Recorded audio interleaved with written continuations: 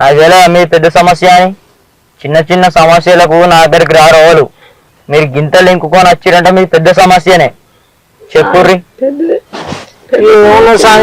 Night వండుకున్న రాత్రి పొద్దుగా లేచి వచ్చే వరకు నా మంచం కింద కోడిగుడ్లు, కొబ్బరికాయ, నిమ్మకాయలు ఇవన్నీ పెట్టిపోయారు. అన్న ముద్ద, తెల్ల ముద్ద, పచ్చ ముద్ద అన్ని పెట్టిపోయారు స్వామి.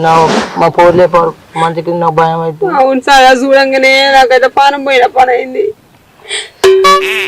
మీరు ఎట్లా ముట్టిర్రా? ముట్టలే స్వామి, ముట్టలే.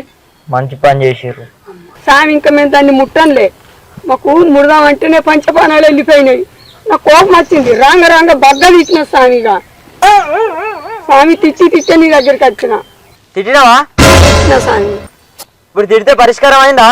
కాలే స్వామి. మరి కాంతి ఎందుకు తిట్టుడు? ఇలా నువ్వు తిట్టినా మళ్ళా రేపు పెడితే ఏం చేస్తావు? స్వామిగా మరి ఏం చేయాలి? ఆవేశం ఆగలే స్వామి. ఆయన మళ్ళీ చేయొద్దాన్ని మీ దగ్గరికి వచ్చిన స్వామి. తిట్టుడు పరిష్కారం కాదు, దానికి కొన్ని ఉంటాయి పూజలు, అవి చేయాలి స్వామి. తిట్టుడు మా పొరపాటు కానీ దానికి ఏమేమి పూజలు ఉంటాయి కొంత చెప్పుడు స్వామి. ఎందుకంటే నా మంచం కింద పెట్టి నాకు దడదడ అంటుంది. నాకు పానం అంతా అగులు బొగులు అవుతుంది.